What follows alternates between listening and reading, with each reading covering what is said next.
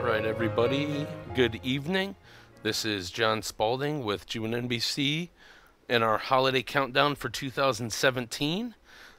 I'm going to go ahead and get right into today's broadcast because we have a special guest, and I want to make sure that we have enough time to speak with her.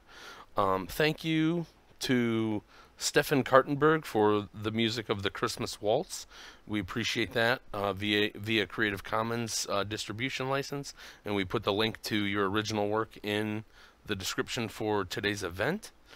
I'm going to get into our Advent calendar because I don't really have anything extra to show on this one, but this is the Many Moods of Christmas for December 19th. And in 1963, Robert Shaw was best known as the conductor for his namesake, the Robert Shaw Choral. Many Moods of Christmas was, for its day, the quintessential sound of the season. So he released that album. Even today, the album sells around the world at the holidays, and choirs continue to perform it for their December concert. Shaw was leading his chorale when he accepted a call and was ordained as its minister of music by the First Unitarian Church of Cleveland. So that's pretty cool for G1NBC Cuyahoga County to be able to bring you guys a little bit of history. And going back and looking through all of Robert Shaw's accomplishments, he's probably one of the finest classical music conductors of that era, the 1950s through 1999. He had a very non-traditional path to go towards becoming a conductor, and he's a great story if you just look him up online, Robert Shaw, conductor. It says the album included 18 secular and religious carols, and they arranged it into 4 different suits. There's I put a YouTube video to one in the description. We're not allowed to play them for copyright reasons, but they're online and they're fantastic, so make sure you guys check that out. On the note of the many moods of Christmas, I have a special guest, and so it's interesting that this kind of worked out the way it did. I have Amy McCorkle from Healing Hands Entertainment. Hey Amy, how are you tonight? I'm doing pretty good. How are you? I'm good. Hold on one second.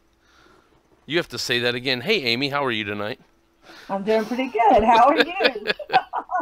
Sometimes the producer doesn't click the unmute button because he's too busy rambling. I know all about rambling.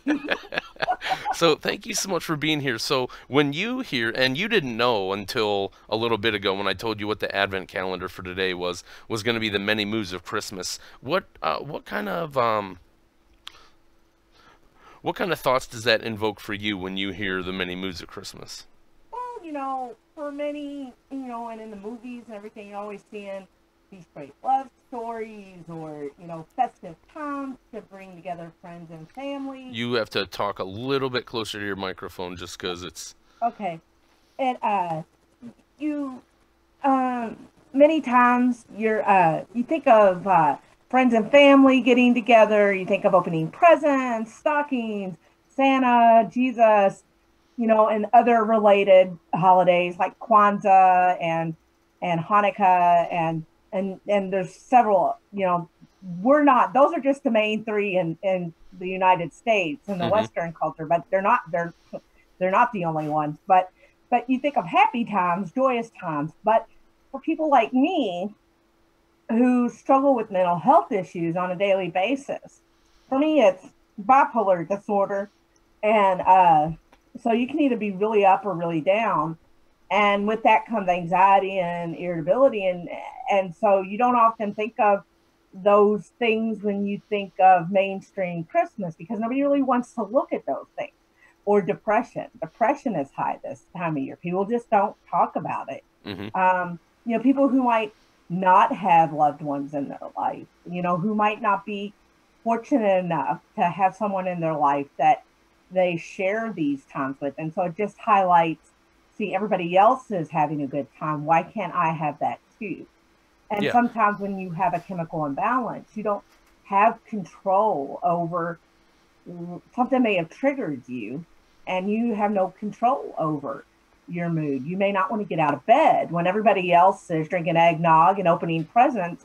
You may want everybody just to go away, or you just may want to curl up and die. And that's just not something like, if you're depressed and you're at a birthday party that's near in the holiday season, and Hmm. you start crying for what nobody and everybody else was like, well, why are you crying? This is a happy occasion, but you're suffering, and then it's like, well, don't ruin Right. the birthday And that's person. not right. And I think what is hard for people to understand, it's not necessarily because of the season or because of the situation.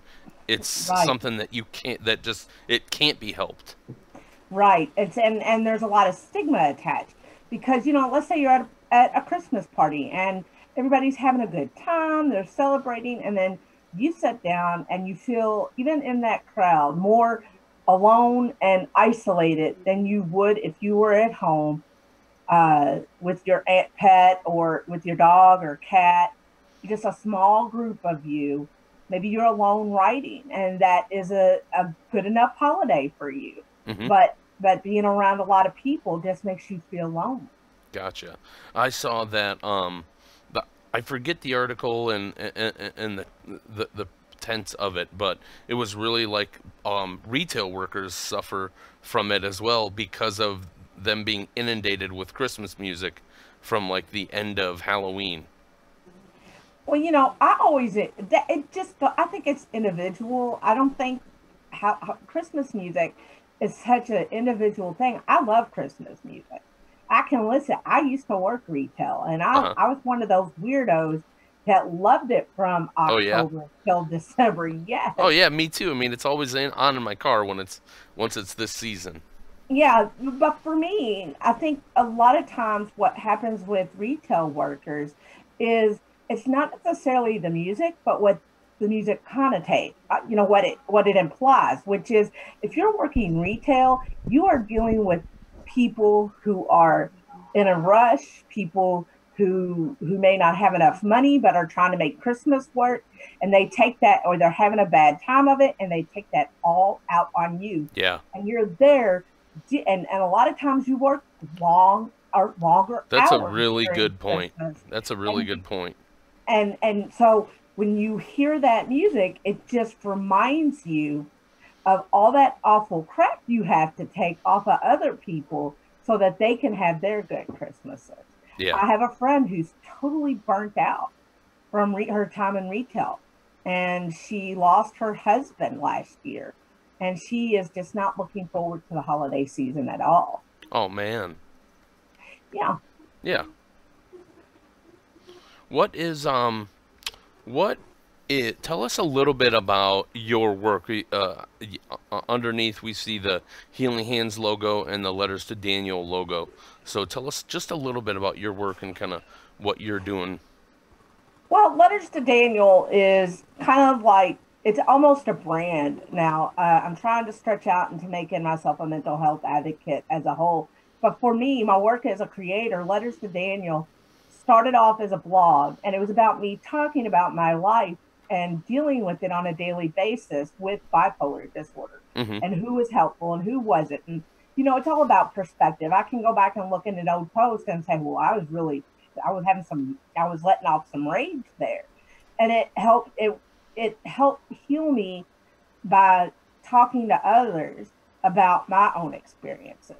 And so Gotcha. what it has gone, it's been an award-winning screenplay. It's been a best-selling memoir. It's been an award-winning multi-screening zero budget proof of concept documentary. Now, what we're doing now is we're looking to produce the feature film off of that screenplay, Right on.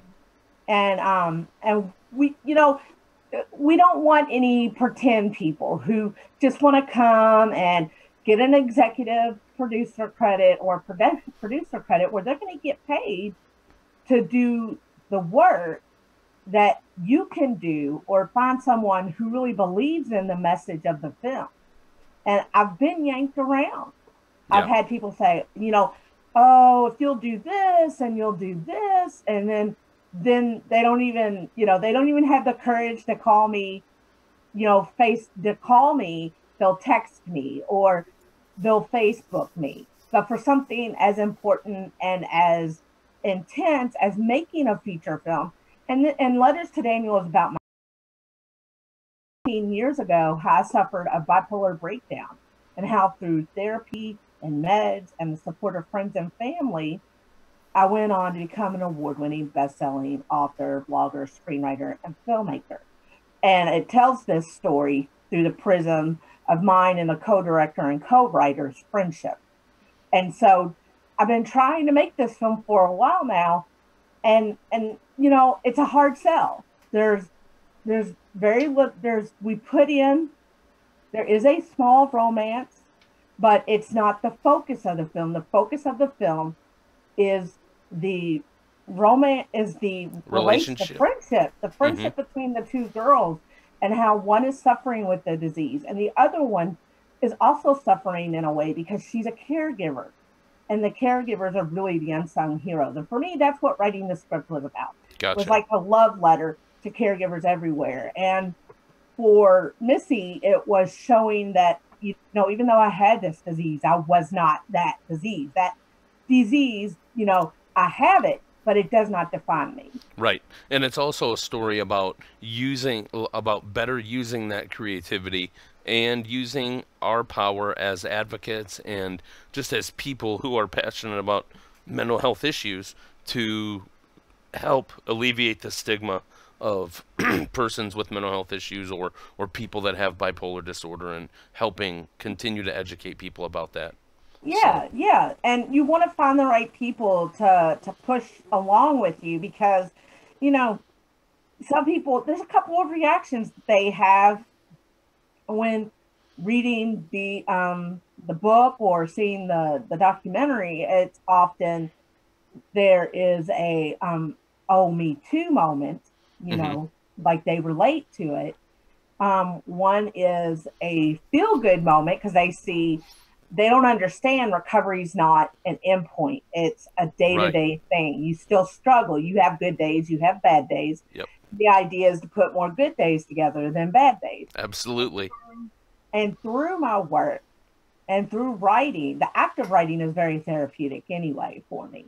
But this film is about so much more than that to me. And it's when I say it's my life, it's not just the film that's my life. It's everything about it. It's me that's up there on screen. It's not me personally, but it's me and my life story that's up there. Yeah, and it's a very personal, very touching, and I would say it's a very candid, open and honest story. I mean, we broadcast your documentary, which is you actually reading the letters that you wrote.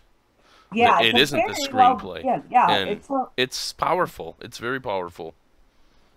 That's where I often excel. Now, because of that documentary and because of it took me a little while, but I've done some things that other filmmakers haven't. When you win over 40 awards and you screen a lot, and you screen quite a few times at places that you admire, people that who take their festival seriously, and they people who believe in you, that I started thinking of my films as more than budget kind of affairs.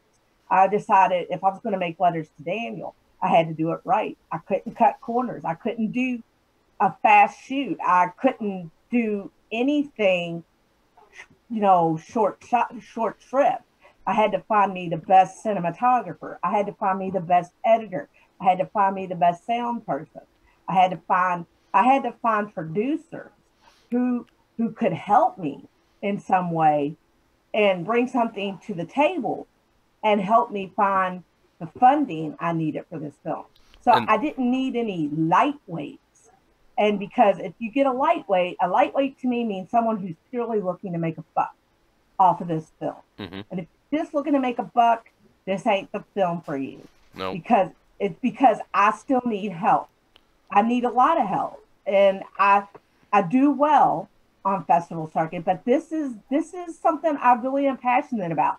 You know, you can't guarantee success. You can't guarantee you'll get a theatrical distribution deal, but I'm putting myself in. I am doing the things that it's going to take for me to have a legitimate shot at that. And that the more that I do that, the closer I make that a possibility for me. Yep. Yep. And that's kind of where you are right now with the project is pretty much assembled a great team. Um, Looking for producers, having some producers lined up, and then using the first quarter of next year to really get the funding so that we can get this Letters to Daniel, the full feature screenplay that you have, come to fruition Yeah. and make those dreams happen. So, and we have your site. I put a link to your G1NBC splash page for Healing Hands in the description of this video, and I also put a link to the Letters to Daniel Facebook page in the description for this YouTube video. So any of you out there that are listening to this and love Amy's story and are interested in the project, please go and follow both of those pages and get involved. Either message us at G1NBC or message Amy, and we will continue to work with you, Amy, and Healing Hands Entertainment to put that stuff together. So thanks for the intro, and thanks for talking about just giving us that personal reflection on the moods of Christmas. One, go ahead. Were you going to say something else? No. One question I have: what is a holiday or Christmas tradition that you have, or that you kind of grew up with, either that you have now or that you kind of grew up with that you cherish or that you remember? Okay, well, one is that didn't seem like a very excited okay. Well, were they mean to you? Know. Did they like take you outside or something? No, it wasn't like that. My favorite tradition right now. Microphone. My favorite tradition right now is one that I have with Missy, and we get together on Christmas Eve because in the family we do stuff on Christmas Eve. Unfortunately, everybody's going to start arriving around 2 p.m., so that leaves us less time to do that this year. But we do something separate because we went through so much together. We have Christmas just for each other, and we exchange gifts, and it doesn't have to be a lot, but we usually know what the other really, really likes. And with, we would do things like 1 year she got me a binder, and it had all these letters in different fonts and everything, like letters from like my favorite people, like letters from Daniel Craig or letters from Maurice Bernard, like saying, oh, your work is brilliant. Like 1 year she took a frame, and it was all these quotes from my favorite actors who had supposedly done a movie version of one of my books.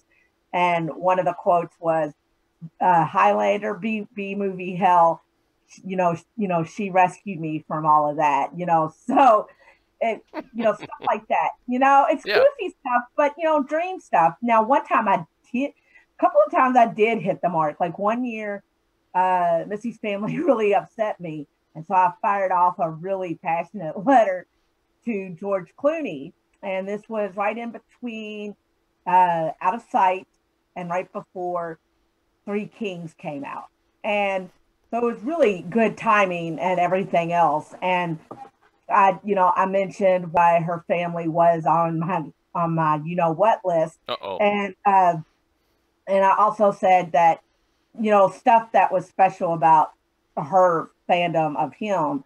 But I also said, but I won't watch. I was very frank. I said, but I won't watch Batman and Robin. But she will. I won't, because the movie sucks so bad. Basically, that was the implication. He sent her 2 pages of the show ER. He wrote her a note on those 2 pages, and he gave us a scene from the show that was really it really speaks to friendship, and friendship means a lot to George Clooney, if you ever follow his stuff, he has a group of people who he cherishes a lot. And, people who really helped him and people who were really there for him in the early days when he was a nobody. Gotcha. And so if people talk smack about him, I'm like, you can say whatever you want. This guy wrote my friend a letter, wished her luck in her race, and said, your friend Amy sent me a letter, important to have good friends. And then, of course, when we read the scene, we were seasoned enough even then in our youth to know if there was going to scene that was going to be cut, that was it. Mm-hmm. And when we were watching the episode, that was the scene that was cut. You could see where it was cut. And I was like, ha, ha, ha, But we watched that episode, and it was a good episode. But we could say, hey, George Clooney sent her, anyway, a letter. And, I'd asked him for a headshot, but he doesn't like to give those out because of the way paparazzi or different people will show up with like 50 pictures. Oh, yeah. And have him sign all of them. And he goes, and then it doesn't mean anything. But he sent a letter, which Missy framed and is on in case of fire, grab this and run out. So it's on the original script pages. And that's cool. I love the traditions that people have. And sometimes it's getting together with family. I saw a couple Facebook posts today where some people, like one of my friends is on vacation with another one of his buddies, and they're in like the Bahamas, and another guy is like getting on a plane to go see his two friends. And so we always think family, but it is friends too. And kind of like what you said earlier, like some people don't have a lot of family or friends, and so hopefully they choose to spend time with ones that they do love. Yeah. And that it does happen. Yeah. So, well, thank you so much for being on here. We're going to get to the movie for tonight. That's Beyond Tomorrow. Have you ever seen it? No.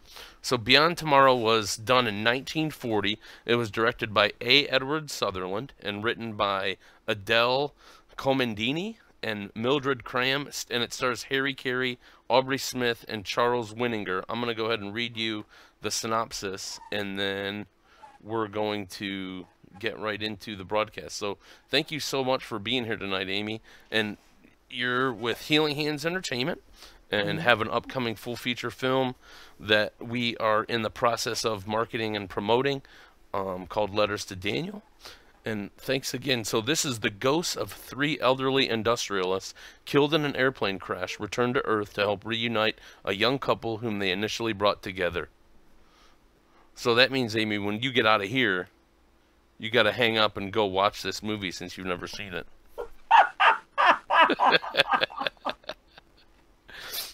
No, I'm going to come back to you just for any parting words that you might have, and just thank you again for being on here. I appreciate it.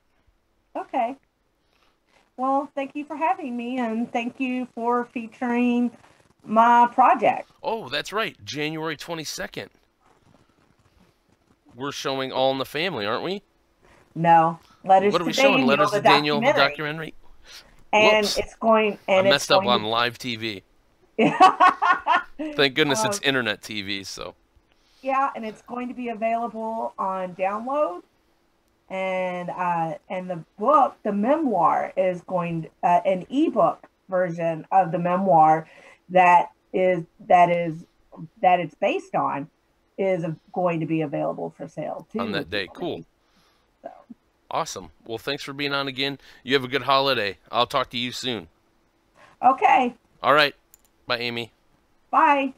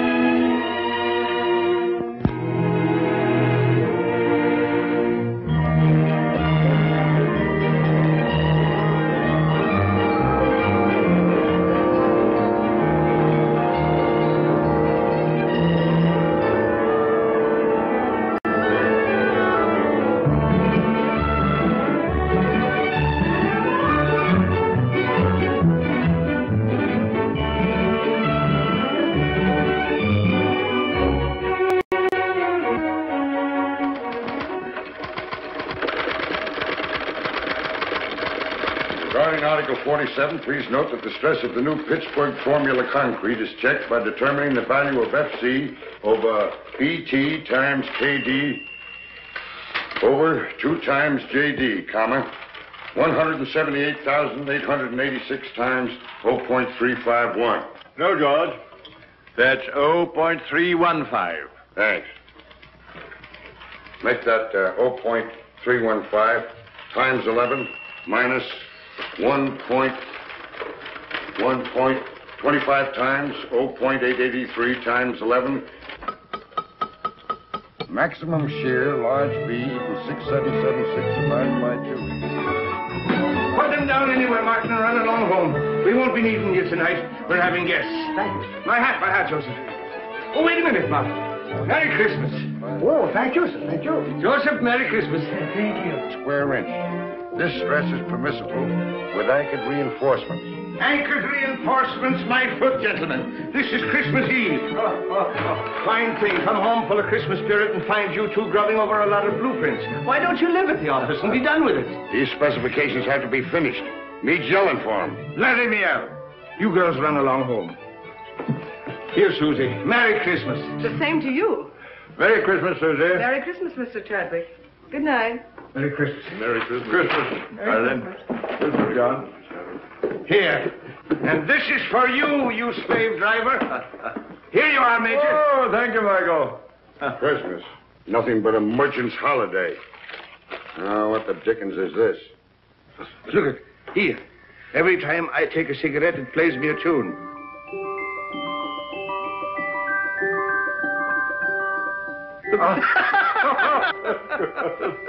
Wild Irishman. Oh, I say. Michael, does this mean my pipe's getting too strong, eh? Well, it's no violet. Well, I'll be darned. Well, I suppose this means I'm getting decrepit. No, I tried to find a black snake whip for you, but I had to take that instead. When you're not shaking that over our heads to make us work, you can hobble around on it and enjoy your sciatica. Now, come on, boys, do me a favor and clear up this mess. I'd hate the Van Ripers to know that I lived with a couple of heathens who worked on Christmas Eve. That's right, by Jove. I forgot they were coming.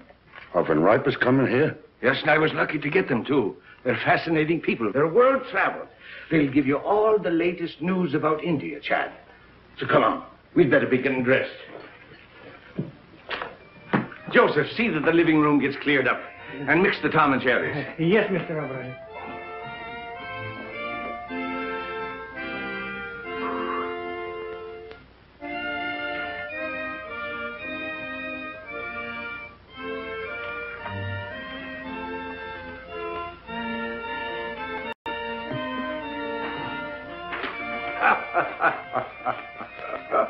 It's a lot of childish nonsense. Oh, yes. And liqueurs?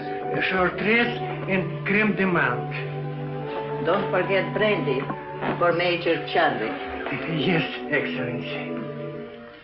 Joseph, remember the last Christmas in St. Petersburg, just before the war? Yes, Excellency. Here, Joseph. С Рождеством Христовым. Спасибо, Excellency. The order of Stanislav for me? You were a great friend to follow me to America, Joseph.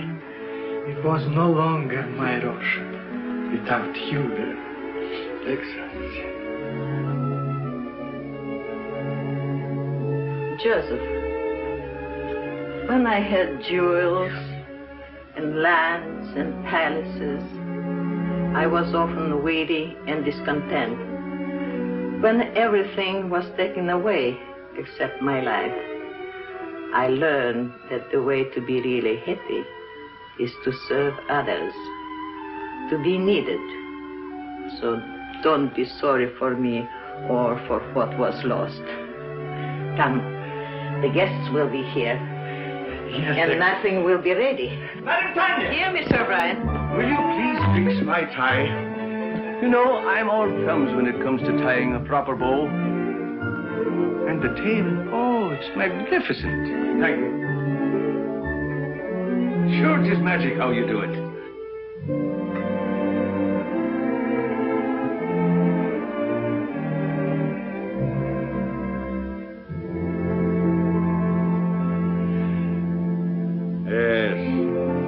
really seemed like Christmas in those days.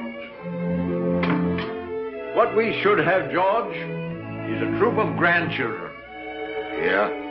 Blowing horns and beating drums all over the place, not for me. Oh, well, here's a Merry Christmas to you, anyhow. Merry Christmas. Merry Christmas. Good evening, gentlemen. Christos Voskreset. That's for Easter. Oh, Christmas, so it is. Well, a Merry Christmas to you then. You're looking very festive, Madame Tanya. Thank you, Major Chadwick. And here is your present. Such a big present. Whatever can it be?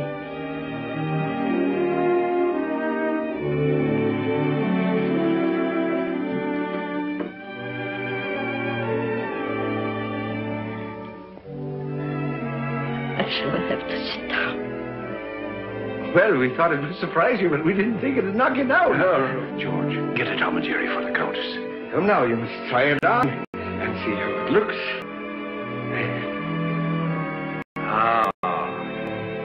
It's beautiful. But it will keep me no warmer than your kindness has all these years. Zdarovia. And don't tell me that doesn't mean your health. It does. Vasha Zdarovia and Merry Christmas. Merry Christmas. Many of them. And don't you try to duck out and have a tray in your room. You're sitting at the table. I'll be there. And now I must be looking after things. The guests are very distinguished. And as the hostess, I must see that everything is perfect.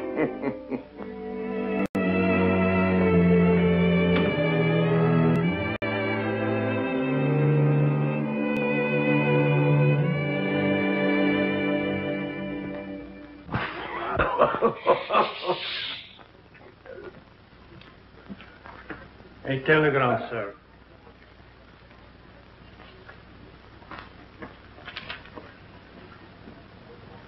Oh, what's wrong now? The Van Ripers, they can't come. Oh? Oh, that's odd at the last moment. Can't be helped. Illness in the family. Illness in the family. You shouldn't have let them know I'd be here.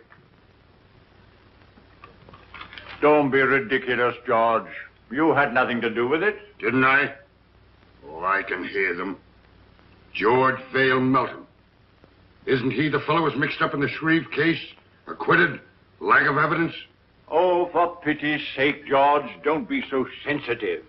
That's all past and forgotten. Sure it is. And don't flatter yourself that anybody remembers. To tell you the truth, I'm relieved that the Van Ripers are not coming. He's telling the same jokes he told 20 years ago, and she dyes her hair. I think it's a shrimp pink now. I don't know why I asked them to come at all. The trouble with us is we're in a rut. Too much work and no play. We don't take time to see our old friends. Yes, not so many of our old friends left, Michael. Well, then we ought to make new ones. What we ought to do is... Oh, come on, have a drink. Confusion to our critics and to us, a Merry Christmas. Merry Christmas.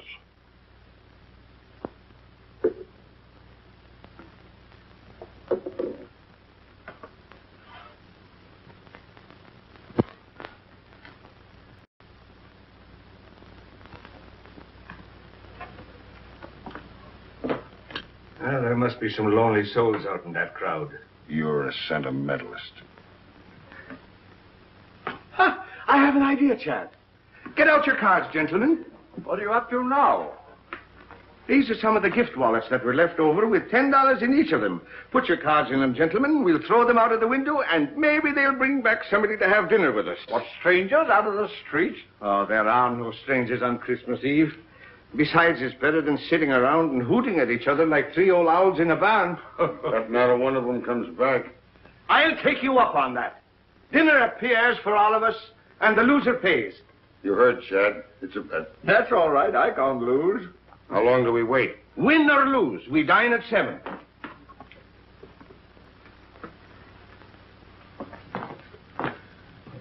St. Anthony, send us back an honest soul. With an appetite.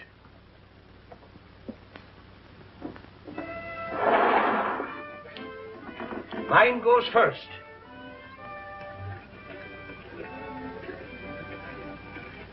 It's gone. Your turn, Chad. I can't see without my glasses. All right, you're next, George. Come on. Let it go. Well, I doubt if you'll find anybody worth feeding. But if it gets unbearable, George and I can pop round to the club for a rub of bridge. Don't worry, nobody will come back with him. You're a man of very little faith, George. Come away from the window before you break the charm.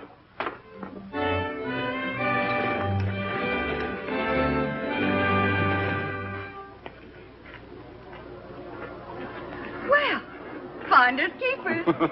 Any money in it? $10 bill. George Vale Melton. Engraved by Tiffany. He'll never miss the money. Here you are, Robin. Merry Christmas. Thank you, madam. You have a heart of gold with other people's money. I tell you, England's territorial expansion has quite a different significance. No matter how thin you slice it, a grab is a grab. Grab, oh, that's a specious term. England carried civilization into the wilderness. What was Australia before she redeemed it from the Aborigines? She made it a thriving territory, a ranking continent. For her own special benefit, of course. For the benefit of the whole world, for the benefit of Australia itself. The proof is there isn't an acre of the empire that isn't proud to fly the British flag.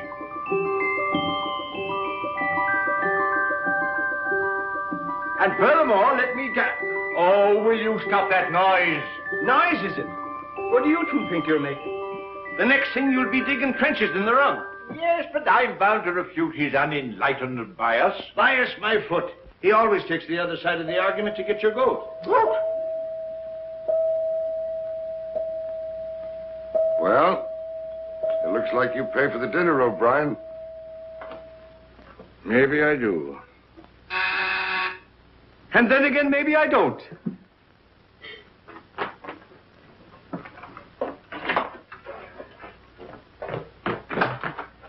Oh, good evening to you. Good evening, sir. Somebody here lose a wallet? Yes, come in.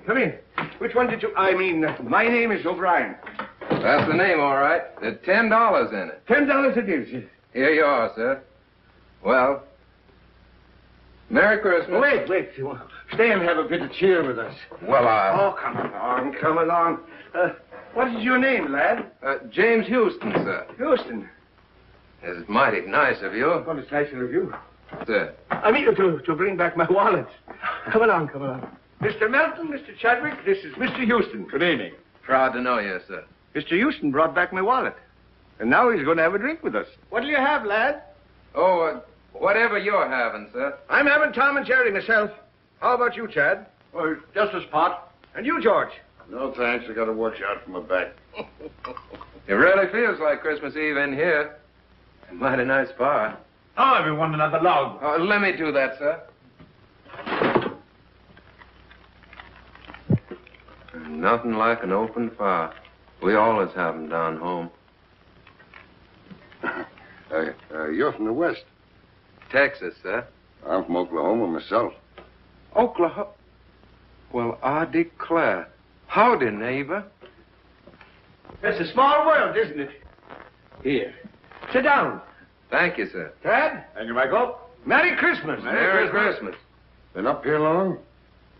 It was since September. I came up with a rodeo to Madison Square Garden.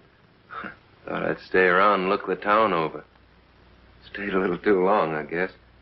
Now I'm working for a stake to get back to Texas. Were you going someplace? Dinner, perhaps? No, sir, no place in particular. Just walking around. I've never been away from home on Christmas before. Well, so long as you're not going anywhere, why not have dinner with us? Well, now, that's right kind of you, sir, but I don't... Well, after all, Michael, it's no inducement for a young fellow to dine with three old fogies like us, you know. Well, now, if you put it that way, I can't very well refuse. Major Chadwick, this young lady says she found your wallet. Hmm? Oh, yes, of course. Of course. Good evening. Oh, good evening. Are you Mr. Chadwick? Oh, yes. Oh. I believe it's customary to describe lost articles. Oh, yes, that's right, of course. Of course. Well, it was a sort of a wallet. A square wallet. With my card inside. Any money? Of course. Oh, yes, $10. Here you are. Oh, yes, thank you. Thank you very much. You're very welcome. Merry Christmas. Merry Christmas. Wait a minute. Don't go. Come over to the fire. It's cold outside. Get a Tom and Jerry for the young lady, George. It'll warm you up. Oh, you did. What's your name? Jean Lawrence. My name's James Houston, ma'am. How do you do, Mr. Houston? Yes, Miss Houston. Miss Lawrence. Put those 2 places back. I believe Mr. O'Brien will have guests for dinner after all. Yes, Excellency. The last time I had a Tom and Jerry was back home in New Hampshire. New Hampshire? Then you're not spending Christmas Eve with your family. No, I was just going out to the movies. Why don't you stay and have dinner with us? Oh, well, thank you very much, but I couldn't. Why not? Have you had dinner? No, but I had a late lunch and... Dinner is served. That settles it. Come along. We'll not take no for an answer. Come along. Now, it's all planned. It's a little game we're playing. I'll tell you all about it. You see, there were 3 of us here, and we made a bet. And one of us lost.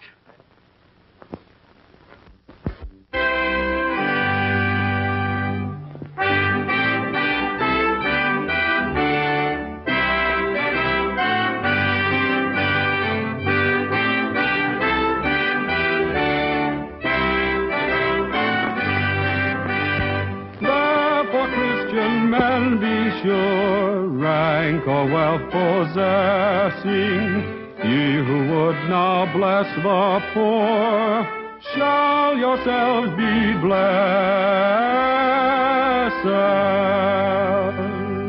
Hey, boy, you can sing.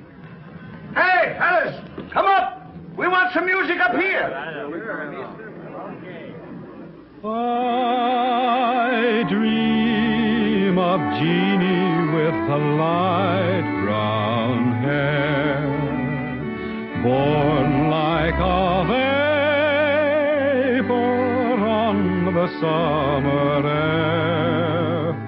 I see her tripping where the bright streams play, happy as the daisies that dance on her way. Many were the wild notes her merry voice would pour, many were the blithe birds that warbled them o'er. I dream of Jeannie with the light brown hair, floating like a vapor on the soft summer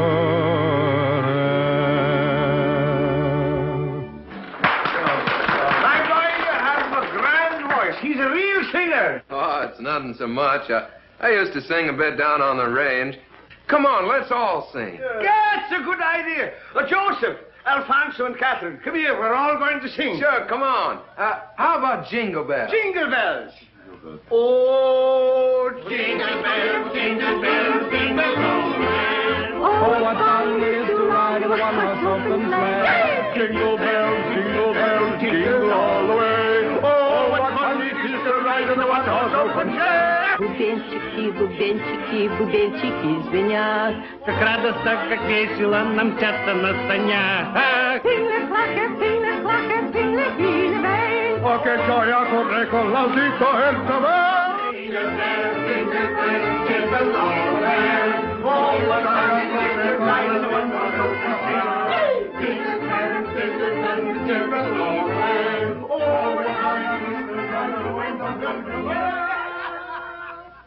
Ah, Colleen, sure you make me wish I was 22 again. I like you the way you are. Good night. Good night, young lady. Don't forget we have a date tomorrow. 3 o'clock at the clinic. Good night, gentlemen. Good night. Good night, Madam Tanya. I had a lovely time. Bless you, child. We all did. Good night, ma'am. Good night, Jimmy. Wait. You're forgetting your overcoat. Oh, I didn't have an overcoat.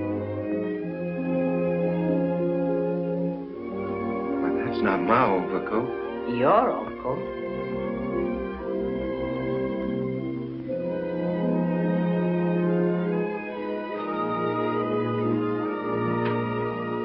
You have a good tailor.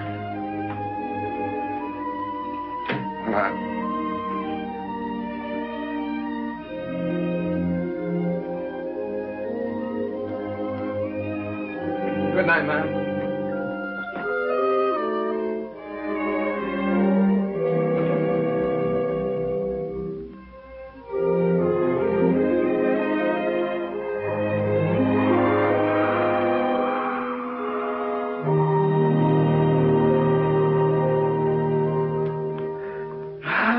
They're grand youngsters. That boy reminds me of David. I thought you two were going out to the club to play bridge. Now, Michael, don't gloat. Luck of the Irish. I'm turning in. Good night. Good night, George. Good night. Tough guy. Gave the lad his pet overcoat.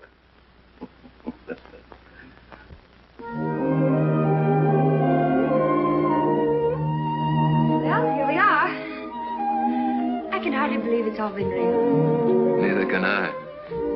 Maybe we're dreaming. You know, I wouldn't be a bit surprised to see Santa Claus, reindeers and all, sliding right down the sky in a minute. Would you?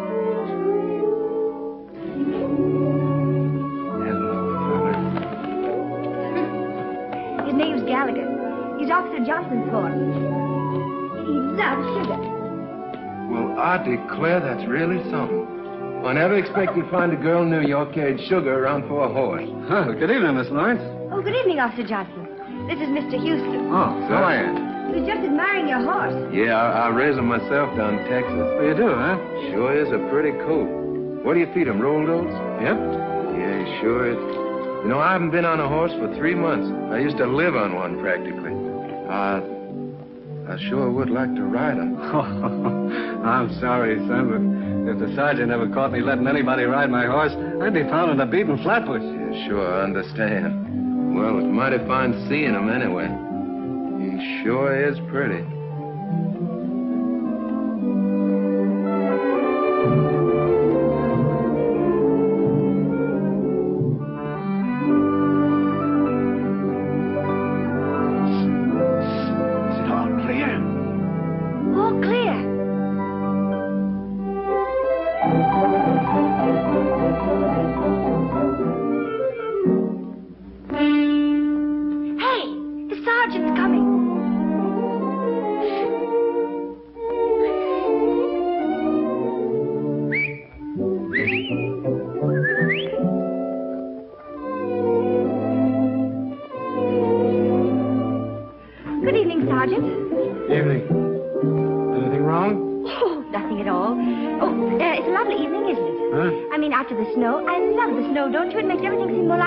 Doesn't it? I was, Yeah, well, good evening. Sergeant, would you mind awfully if I asked you a few questions? All right. What is it? Have you ever been to Texas?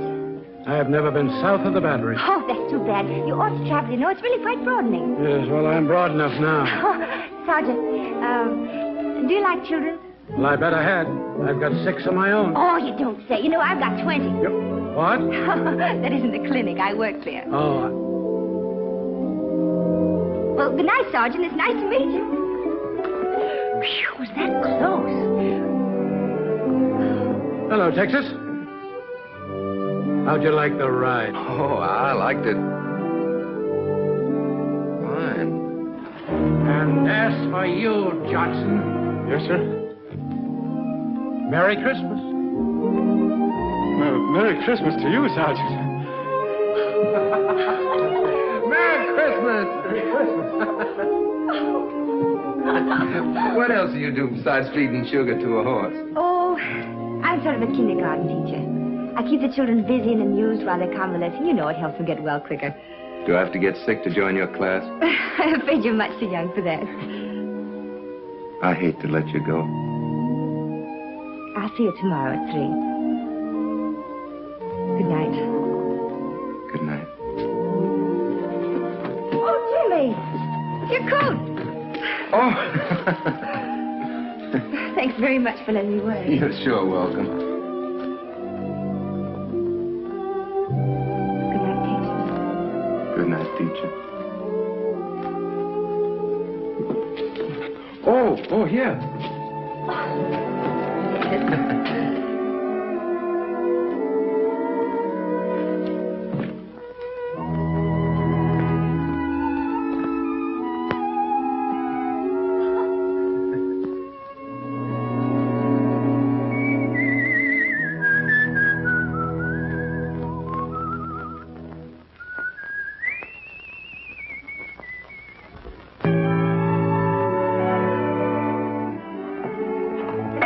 Children, Mrs. Brown.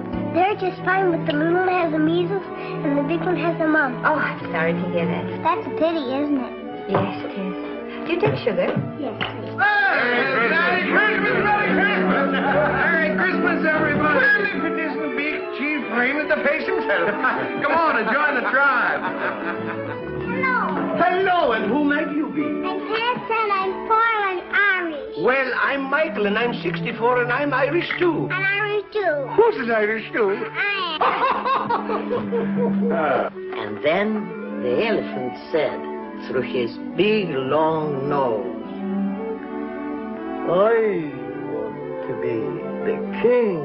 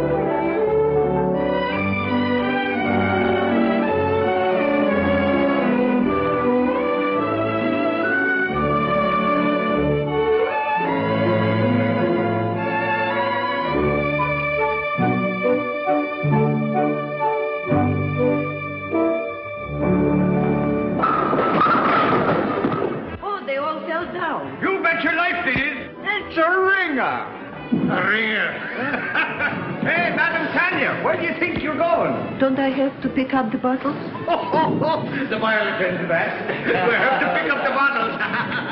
Jeannie! Come on, Jean, you're next.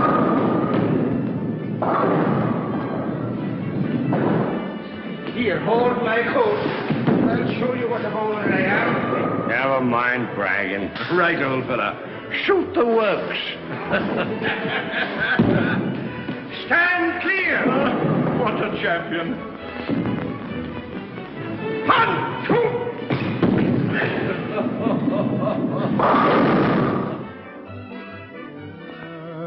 Ever so humble, there's no place like home.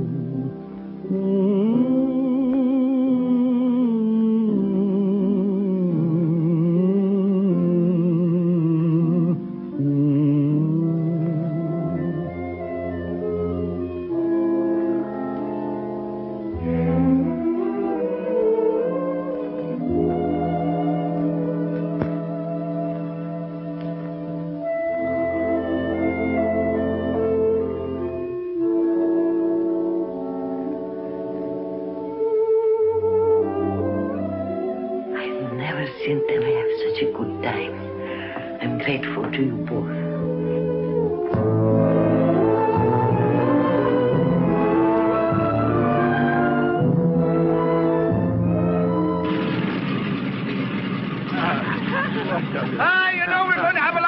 lives together. Goodbye. Bye, Jenny. Goodbye, dear. You're just like the daughter I always wished for. Come on, let's get going. Cheerio, lad. Happy landing, sir. Goodbye, Madam Tanya. Las Vidania, Countess. Then don't be gone too long. No, hurry back. We'll be back, and you take good care of yourself and don't go into those bowling alleys. Mr. O'Brien, can't you gentlemen please take the train? Oh, there she goes. I suppose you'd like to have us take a stagecoach. Oh, now, don't worry. We'll be back before you know it. Goodbye. Bye. Bye.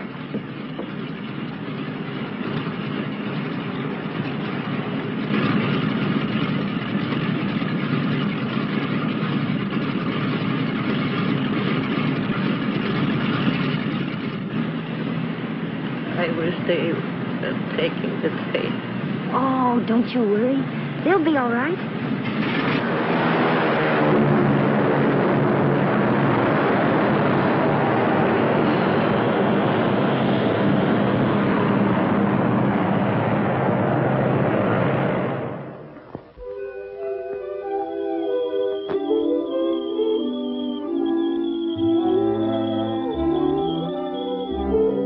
Come on, Gallagher. Tea or coffee? Coffee. Dogs? Cats? Sugar and cream? Brussels sprouts? Mm-hmm. Oh, that's bad. But it's the only one you've missed so far. Everything else we like alike. You know, I had a hunch there was something to keep me here in New York, and you're it. Do you have somebody back in Texas? Oh, sure. Do you like her? Oh, crazy about it. Well, tell me more about her. What's she like? Well, she's pretty. About your coloring. Brown eyes. I suppose she's crazy about you, too. Oh, yeah. Every night when I come home, she runs clear to the gate to meet me. What's she going to say about me? Well, I don't know. She'll probably say, You know horses. Yeah, how many fellers you got on the string? Oh, not many. Who? Just Mr. Chadwick, Mr. Belton, Mr. O'Brien, and you. As soon as I get a decent job, we can get married. Jimmy, you just proposed to me. What? I did. It's all right, isn't it? Darling. Paper, mister? Not just now, Sonny. Extra. I'm still pretty worried about those Brussels sprouts. Oh, Jimmy. Will you settle for spinach? Okay. Come on, I gotta tell somebody. Our friend should be back. Let's go.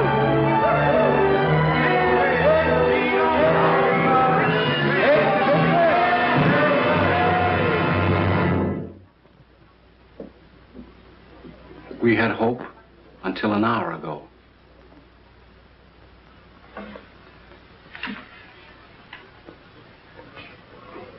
I knew I would never see them again.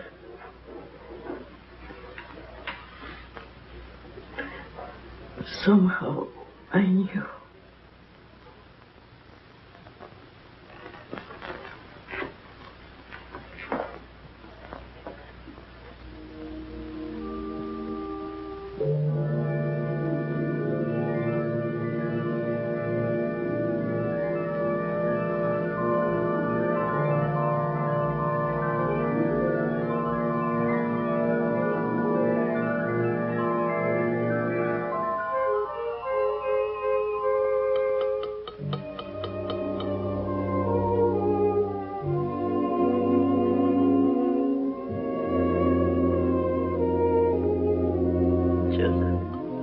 Did you hear? What, Excellency?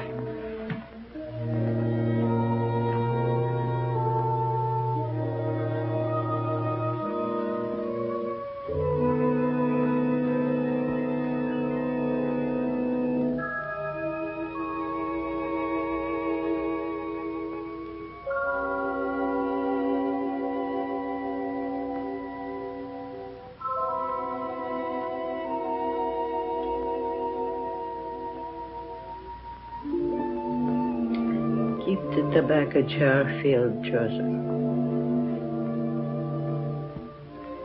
And bring the hot toddies as you usually do.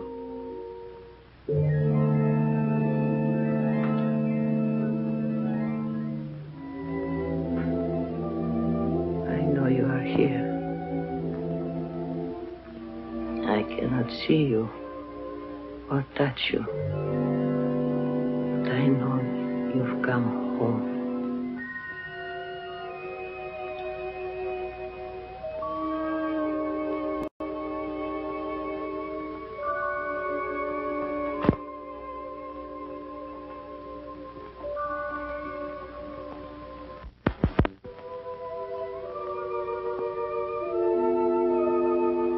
She didn't see us. I remember now. We were flying. There was a storm. A mountaintop. We crashed. Yes. Everything went black for a moment. Then we were here. I seem to feel all right. How are you, Chad? Splendid. Light as air.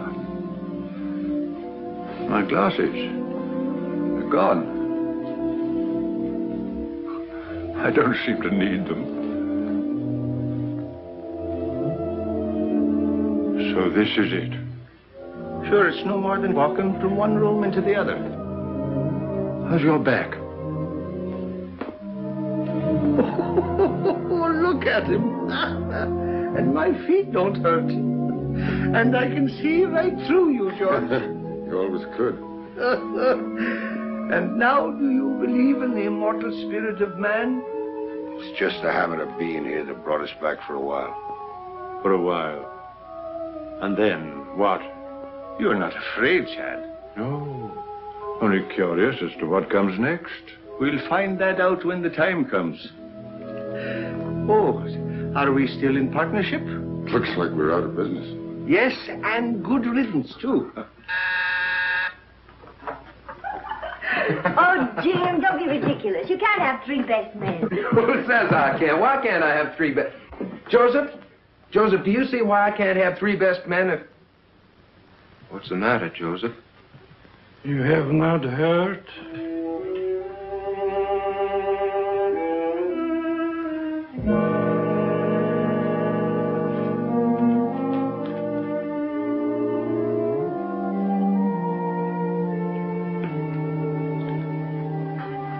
Jimmy.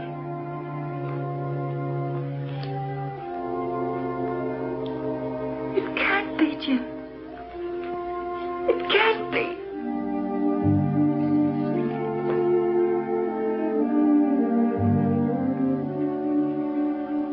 Evening, ma'am. Madam Tanya.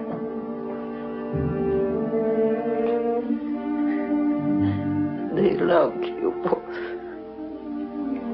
very much. You were good to us. They were our friends. They brought us together.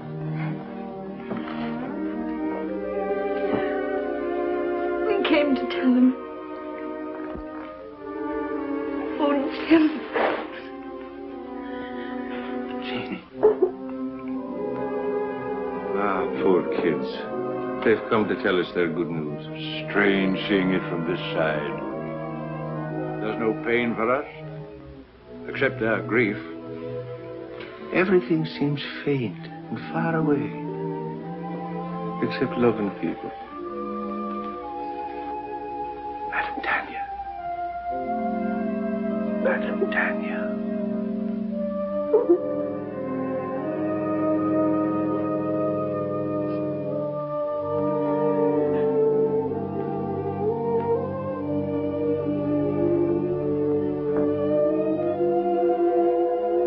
In the library.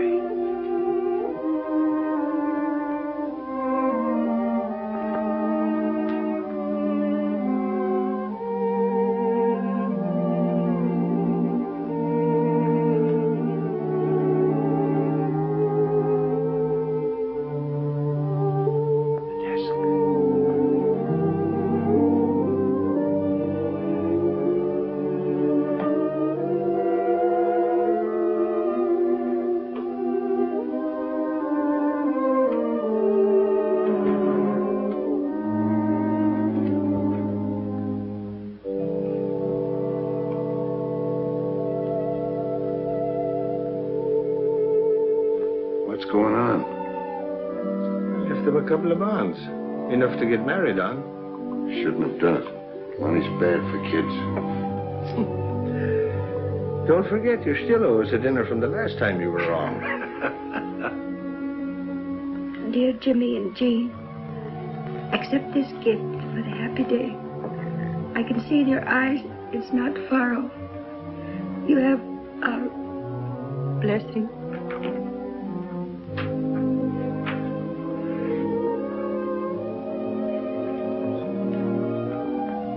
Just like him to do this for a couple of strangers. You are not strangers. You feel the very lonely place in his heart. But won't you need these? No, Jimmy, thank you. I'm well provided for. Is there anything I can do? Perhaps, Jimmy, you would come and live here for a while. So Joseph and I would have someone to look after. Oh, I'd be glad to, ma'am. Go now. You have a lot to talk over.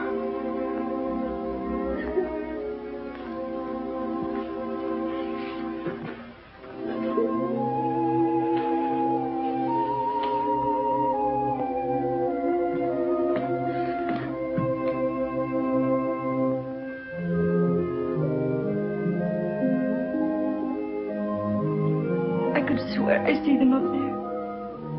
So could I. I beg your pardon. Are you related to the men who lived here? They were our friends. Could you give me some idea what they were like? The report is that they were eccentric old hermits. That's not true. I should say not. They were swell. Well, I'm on the daily press. My paper wants human interest. Won't you come along and talk it over?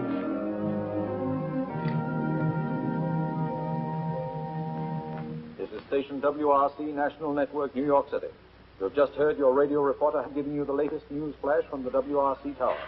The time is 15 minutes after 10. Want me? Here's a story for our next week's personalities on the news program. I'll get those kids. News program every Wednesday evening at 7:30 p.m., which brings to the air people who have appeared.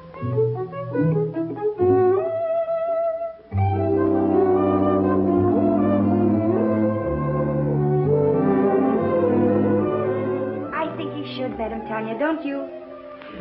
Jim, they might give you a chance to sing, and all you need is a chance. That's right, Jimmy. Opportunities don't come every day.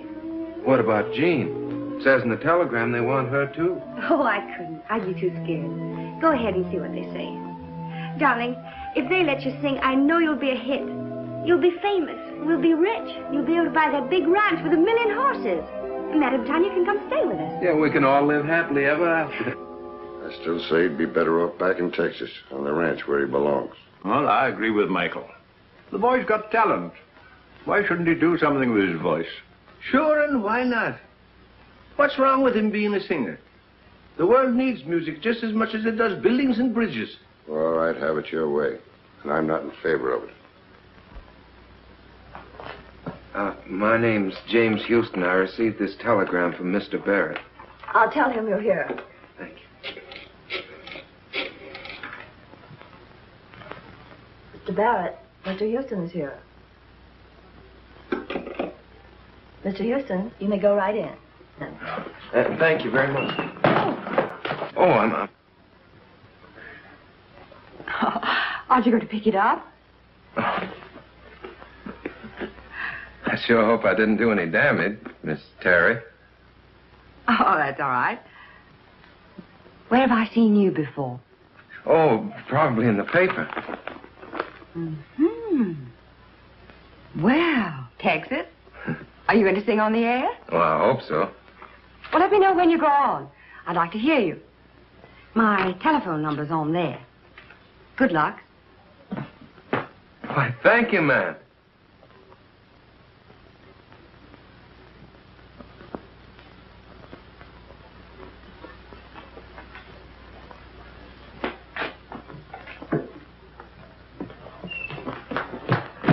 Where can I phone? Right here. Use this one. Thank you.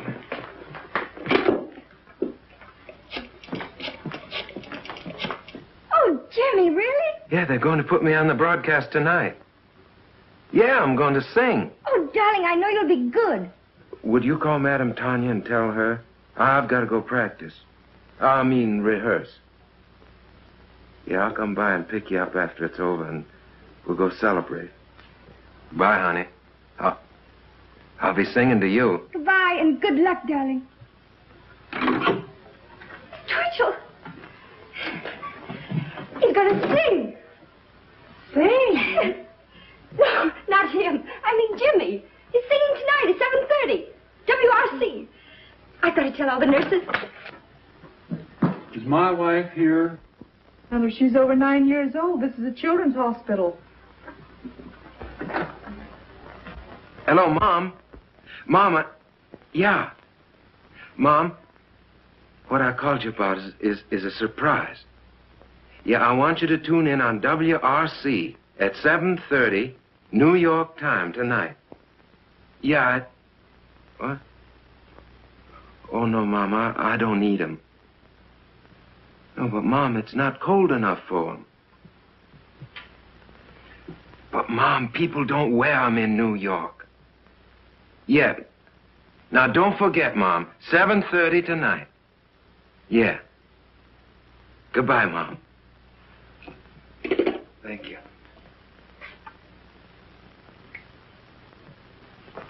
Do you mind? No, it's quite all right. Miss Terry's apartment. Who's calling? No, she isn't in right now. I don't know when she'll be back. I'll tell her you called, Mr. Houston. Hello. Hello, Miss Terry. This is Jimmy Houston. Yeah, I met you at the radio station, you remember? Yeah, well, I'm calling you like you said because I'm going to be on the air tonight at 7:30. You are? Yeah, singing. Oh, you must be swell because Barrett's tough. Sure, I'll be listening in. Thanks for letting me know. Goodbye, Mr. Houston.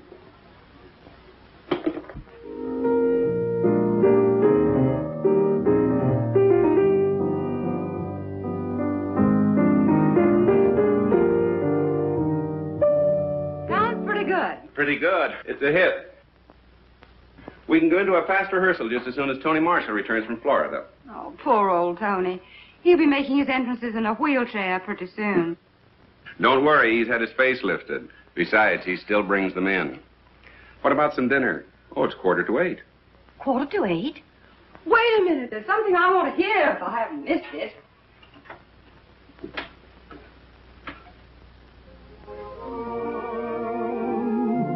So why should we run? Let's get drenched in moonbeams. The blossoms of romance need showers to start. Don't shelter your heart, it's raining dreams.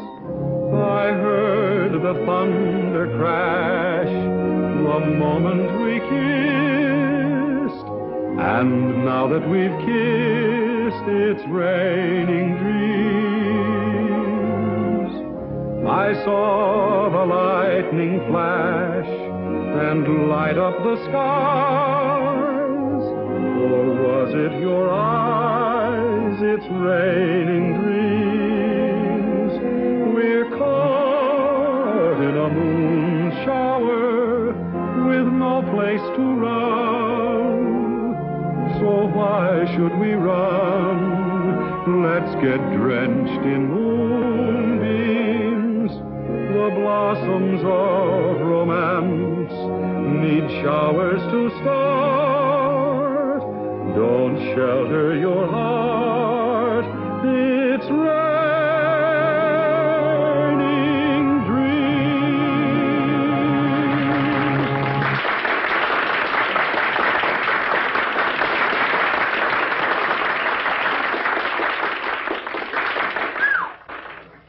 That is worse than heading off a stampede.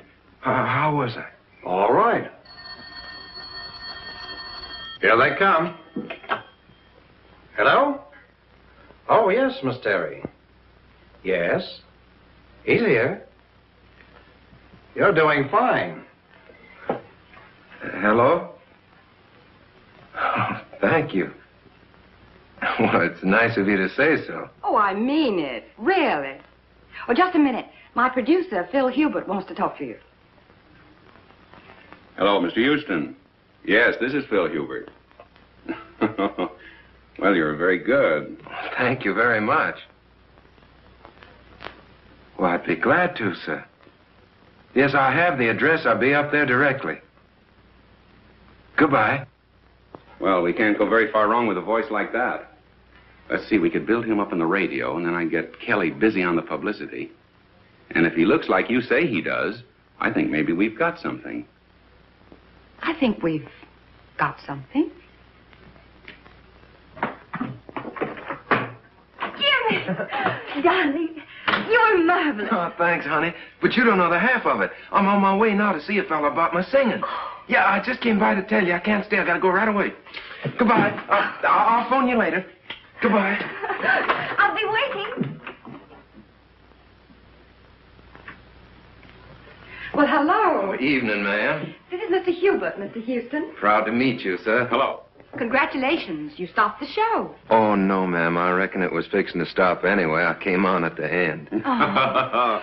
Well, how did you like the applause? Well, fine, sir. I figured half of it was good manners and the rest was on the station payroll. It's a crime to spoil modesty like that. Boy, you are a natural. Miss Terry and I are going over the book of our new show. Our old leading man is beginning to creak a little. We thought perhaps you might fit in with our plans. Well, I declare you. You mean on the stage, sir? Yes. Oh, no, I don't think that Oh, come on. Have a drink. Have something to eat. Let's get better acquainted. I feel lucky tonight. To success.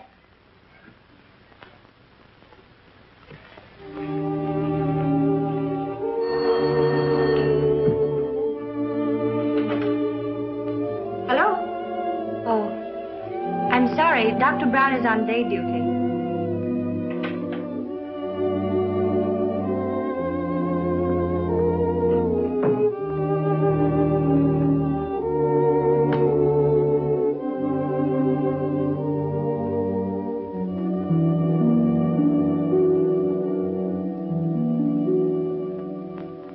Sweet Louisiana lady, la la la la la la la. Joseph, I'm a success. I'm going to sing in a show. Lovely music. La la la la la la la la la la la la la la la la. Yes, sir. You better go to bed. It's after 3. I'm all right, Joseph. I'm all right.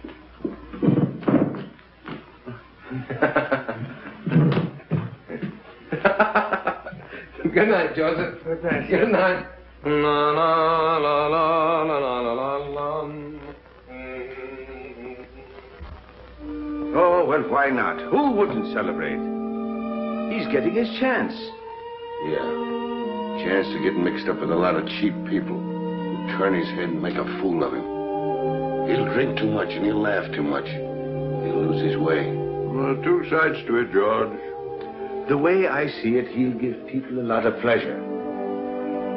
Ah, he's a good lad. And he's in love with a fine girl. She'll keep him steady. To be born innocent is natural. But to die pure of heart, that's a gift. Well, stick to your faith, Michael. You may need it before you're through. Ah, you're always looking at the black side of things.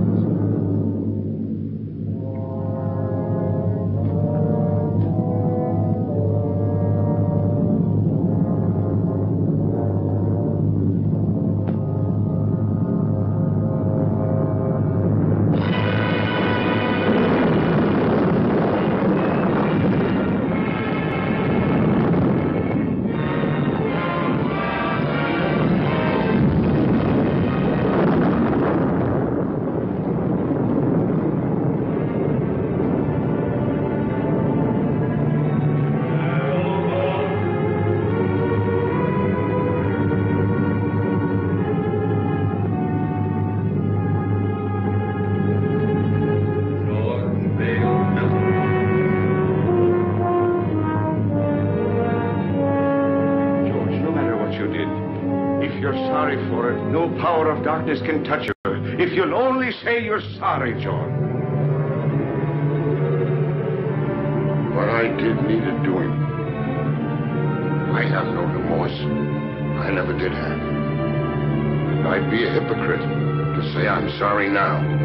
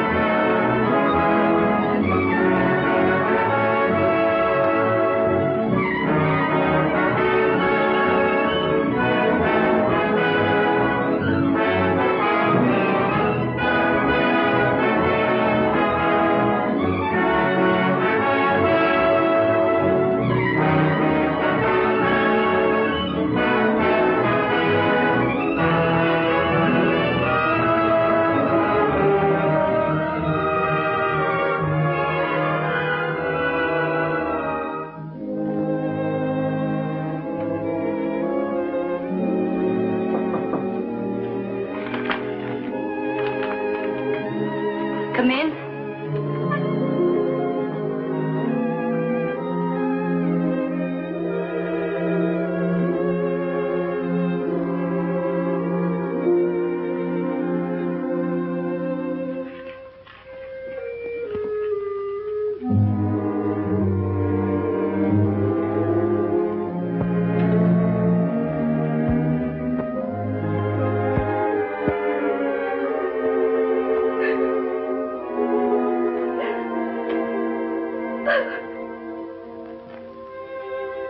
There haven't been so very many nice things in my life.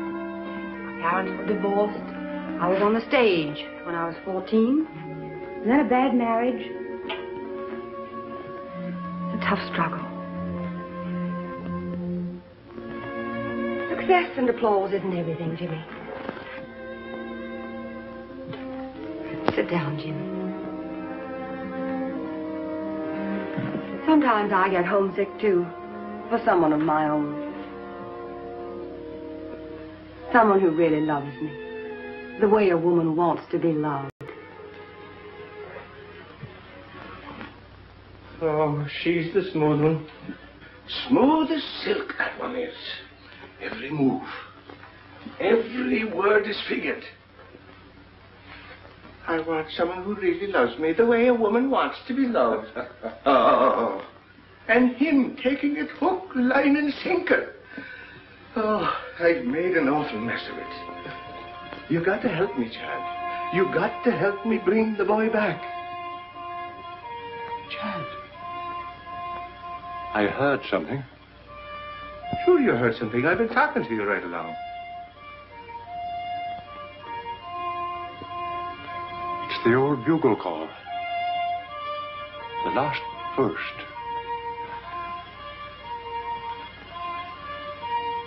It's for me, Michael. Dad. Dad. David. Dad. David. This is my boy, Michael. My boy, David. I thought I'd never see you again. We all think that. I've come for you, Dad. Where now? What's it like? What do you want it to be like? I remember the old army post at Simla. Without the rains, of course. We were happy there. Great country. Splendid regiment. Good horses. Good sport. Keen men. then that's it. Every man gets his dream. Let's go. Mother's waiting. Molly.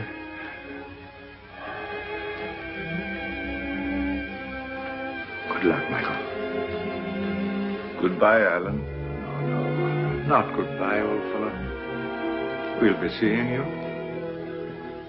Won't we, David? That's right, Dad. Good luck, Michael. Good luck.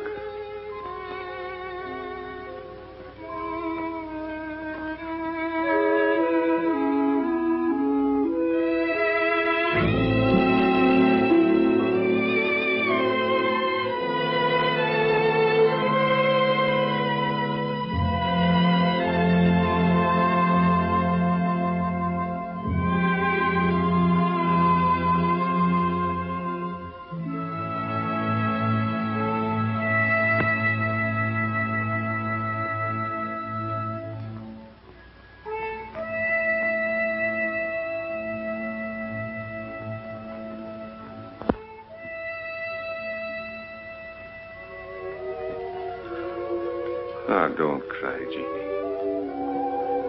Don't cry, Colleen. That does no good. Get your Irish up. You're prettier than she is. And sweeter, too. And younger. Are you going to sit back and let her run off with him? Not if you're the girl I think you are. Sure, and if he's worth loving at all, he's worth fighting for. Now go to him. And when he sees you, his heart will remember.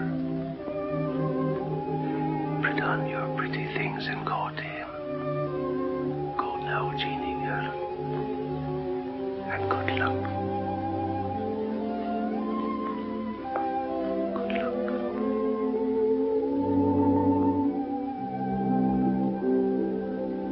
Sometimes I get homesick for the prairie. Stars and quiet. Sound of a dog barking way off in the distance. Say, do you like horses? My father used to practically live at the tracks. I went with him a lot. Before I was 10, I knew every racehorse in the country by his first name. No fooling. Say, you know, you're a pretty wonderful girl. Am I? I'm just a hick. I don't know why you've been so nice to me. I think a lot of you. You know that, don't you? Don't answer. Arlene. My ex-husband, drunk as usual. Arlene. Let me in. No, you'd better go out the back way. But I can't sneak out and leave. We don't want a row. Unpleasant things have a way of getting into the papers. Think of the show. But I can't leave you here with him. I can handle him better alone. Please. You're sure you'll be all right? Oh, Jimmy. Let's go away for a few days to the country. I need a rest, and you do too, before we start rehearsal. Well, what about Mr. Hubert? Oh, I'll talk to him and make all the arrangements. You go home and pack a bag, and I'll telephone you when I'm ready to leave. Open the door!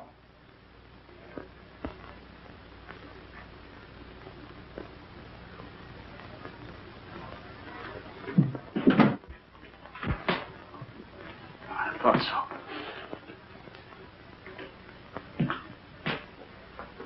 You're Houston, aren't you? That's right.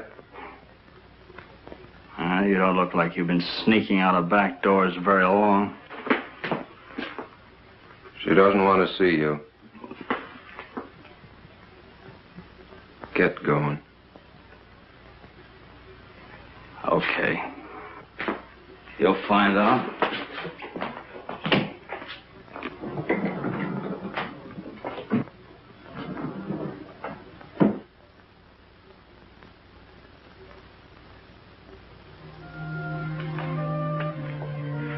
Hello, Jimmy. Hello, Jeannie. I was worried about you. I just wanted to make sure you're all right. Oh, I'm fine. I've been awful busy. I wanted to talk to you, but it seems like I haven't had a minute.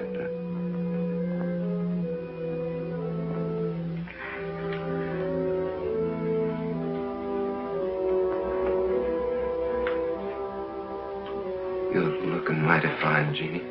You're looking well, too. I'm sorry about not seeing you, Jeannie. I understand. Oh, Jimmy, I'm so glad about your success. It's just what I wanted for you. Thanks.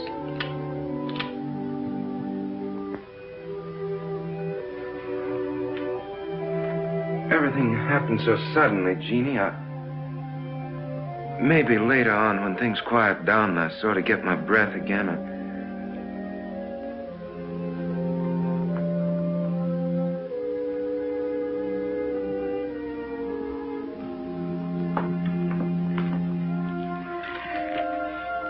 I guess I better go now.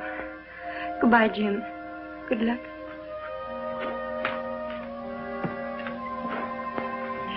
Jimmy, if things ever go wrong for you or people don't treat you right or you get sick or something, don't forget we're friends. You'll let me know if you need me, won't you?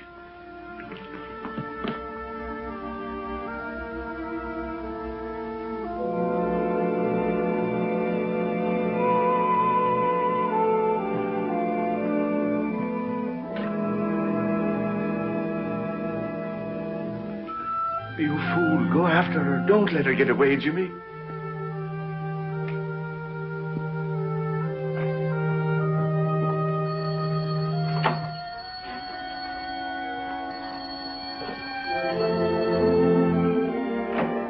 Hello? Oh, hello. I talked to Hubert. Everything's all set. We can stay until Tuesday. Isn't that wonderful? It gives us 3 days. I'll pick you up in about 20 minutes. Will you be ready? You bet I will. Goodbye.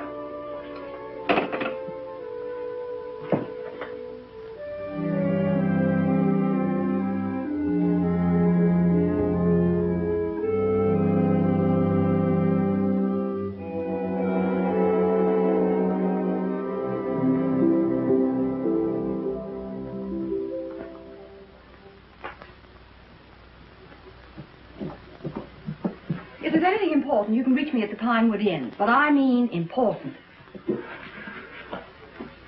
If you don't stop annoying me, I'll have you put away where you belong. Arlene, I've been trying to see you to tell you I got a chance of a comeback.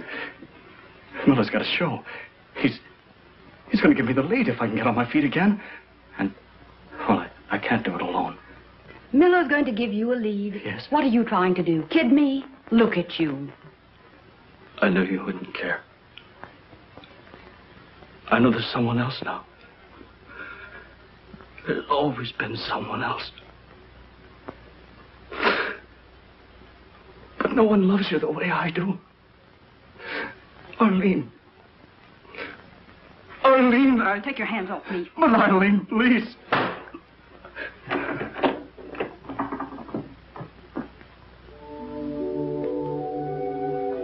Madam Tanya, I'm worried about Jimmy. It's not right for him to go away with that Terry woman. No good will come of it. Nothing but trouble. Do everything you can to stop him. There he is now.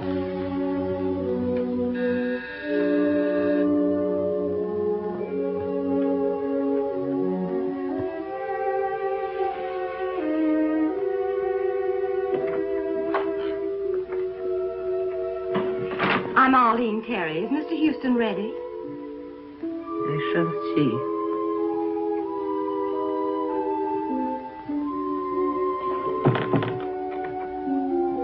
So long, Madam Tanya. Jimmy, please don't go. Well, what's the matter? You look worried. I am. That girl, those stories in the paper. Oh, that's nothing but publicity. It don't mean anything. Jimmy, a man can spoil his life over a woman. I know our friends wouldn't like you to go away with that girl. Well, she's fine. She gave me a part in her show, and we both want to get away to the country for a few days before rehearsals begin. Jimmy, Mr. Melton lost everything. home, family, reputation over such a woman. Oh, now you're making it sound much more serious than it really is. Now, don't you worry. I'll be all right. I'll be back by Tuesday. Goodbye.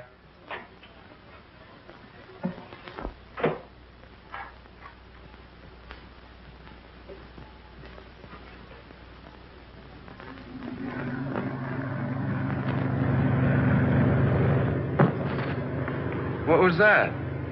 Just the luggage. What's the matter? You seem nervous. I do? Say, do you believe in hunches? Sometimes. Why? I got a funny feeling we're going in the wrong direction. On the trail, when I feel like that, I usually turn back. Oh, I can see you were cut out for the stage, Jimmy. Superstitions and everything. Do they have superstitions on the stage, too? Heavens, yes. Hundreds of them. Madame Tanya's the one that has hunches, and she's not usually wrong. Is she the disagreeable old lady who answers the door? Well, she's not disagreeable. She's just been through a lot. You know, I don't think I should have run off and left her the way I did. Oh, nonsense, Jimmy. You shouldn't be living in that musty old house with a couple of musty old servants. You should have an apartment of your own where you can do as you please. I'll find you one. The wind too much for you? Snuggle down. Oh, you're so nice, Jimmy. Maybe you won't think that after you know me better. Why not? Oh, I've got a lot of old-fashioned backwoods ideas. Oh, we'll soon get rid of those. We'll have a lovely time in Pinewood. We'll walk and ride horseback and roast chestnuts by the fire. No crowds, no autograph hounds. There aren't many people up here this time of year. I'll have you all to myself.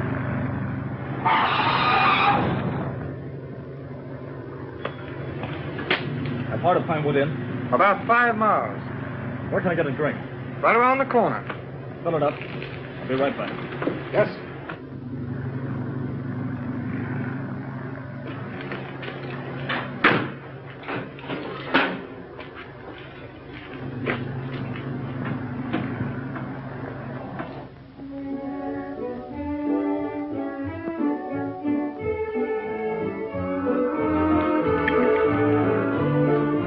Feeling any better? A little. I don't know what's wrong with me tonight. I feel sort of strange. Oh, come on, cheer up. We're on a holiday. Your dinner is ready to serve, Miss Tanner. Good. Food is what you need, and plenty of it.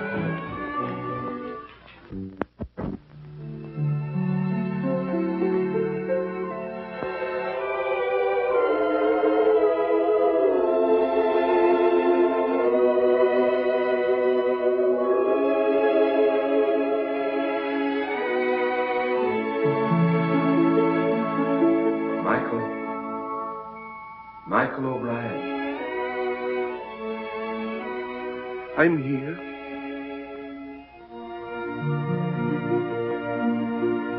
It's time, Michael. Right now? Yes, now. I can't go now.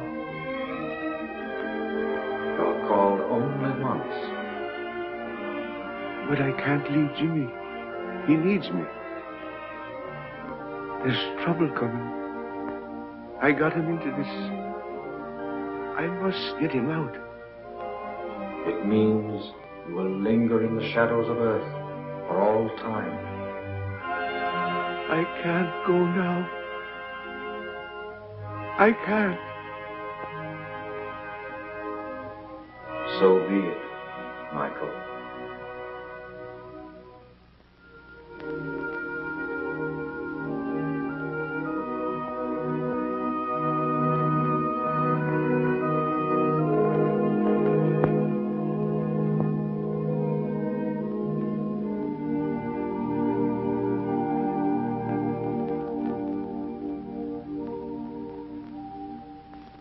It gives me great pleasure to announce, ladies and gentlemen, that we have with us this evening two very distinguished Broadway personalities, Miss Arlene Terry and Mr. James Houston.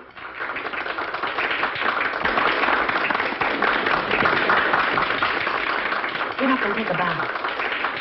Go on, it'll be good for the show.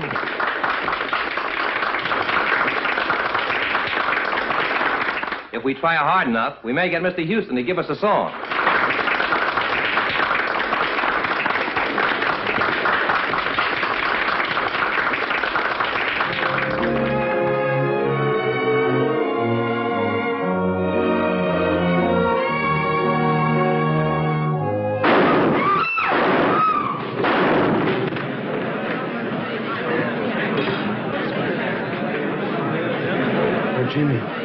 Jimmy. Get a doctor, an ambulance, quick. Sponge. Clip the heart. Let's try a suture. 1 chance in 1,000. Take his blood pressure, nurse.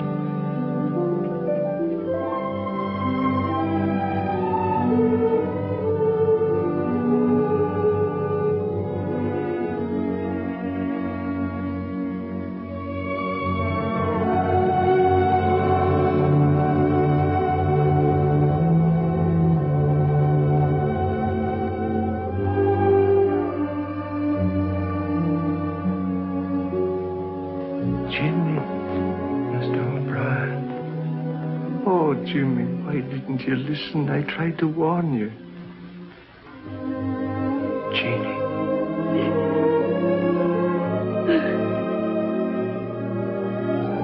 Jeannie.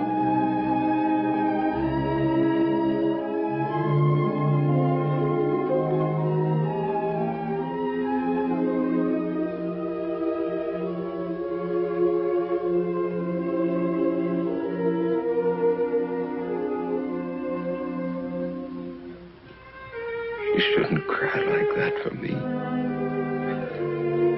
She loves you, Jimmy. Whatever you were too young and thoughtless.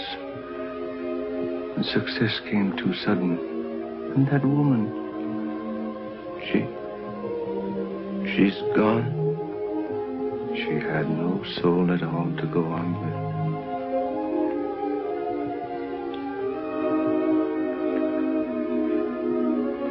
Jeannie, I'm sorry. If I could only tell her. We make mistakes sometimes that can never be remedied. It's myself I'm blaming, Jimmy, not you.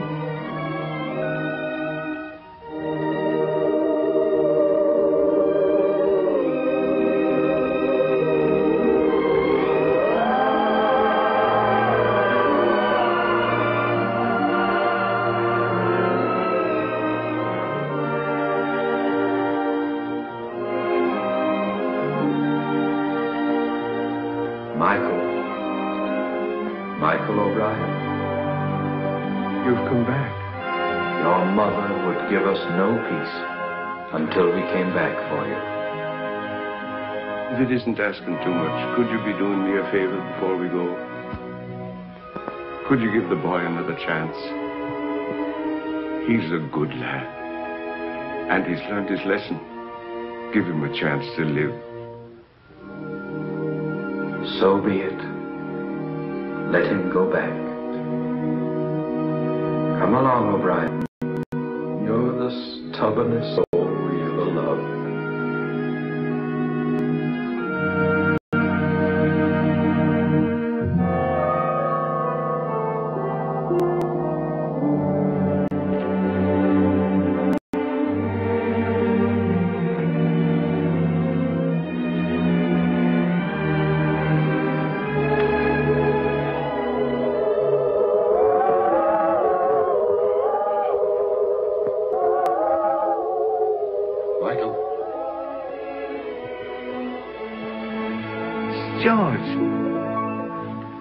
George, I'm glad to see you. What happened? How did you get here? I've come a long way out of darkness. Darkness is a terrible thing, Michael. I thought of you and Shad, and your faith and loyalty and friendship. And then the bitterness began melting out of my heart. And I saw a light, and I followed it. has brought me here. Sometimes we have to go to the darkness alone before we can see the light. And there's more rejoicing in heaven over one sinner that repented.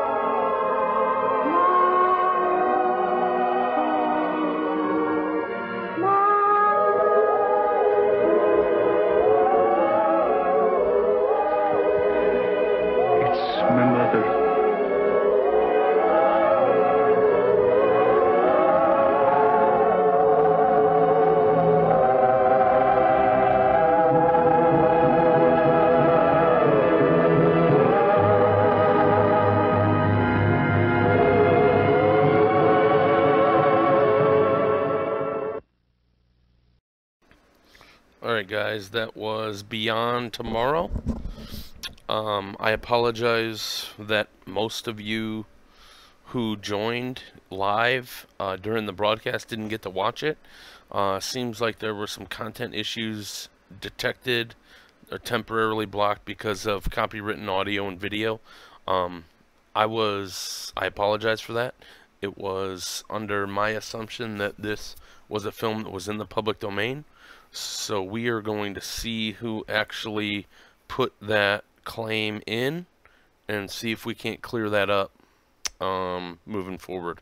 So I apologize. The intention for these videos are to be using films that are in the public domain, not infringing on any copyright information, and trying to make ours available as a Creative Commons broadcast for other people to use and add upon and build for the holidays. So I'll go back out to it. I'll get all the tweaks done for all of the files that do work for public domain, and get you all the information that you guys need to keep doing it. The people that own copyright protection and people that own material have all of the power, and rightfully so. It's theirs. So if this was broadcast without permission, then I apologize, and we'll remedy that for the next time. But I'm going to look into it, because this video is all over the internet for download and viewing for free. So I would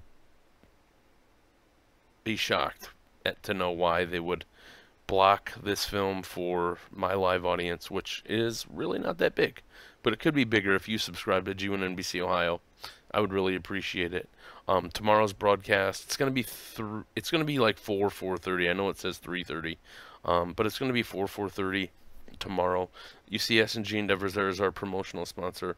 They have a conversation coming up on Thursday about small group facilitation and dialogue in small groups. That's going to be on the S&G Endeavors Ltd YouTube channel.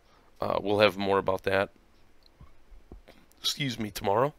And we're going to play Santa Surprise. 5 children from around the world follow Santa home on Christmas Eve and decide to give him some extra help around the workshop. So I'd like to give a special shout to my good friend and content provider, Amy McCorkle, for being on the show tonight. You did a great job covering your film and talking about persons that have mental health issues and some struggles that they might have around the holidays, and sharing with us some of your traditions that you have. So I appreciate you being here. This is John Spaulding with the G1NBC Holiday Countdown for 2017, and I will see you tomorrow.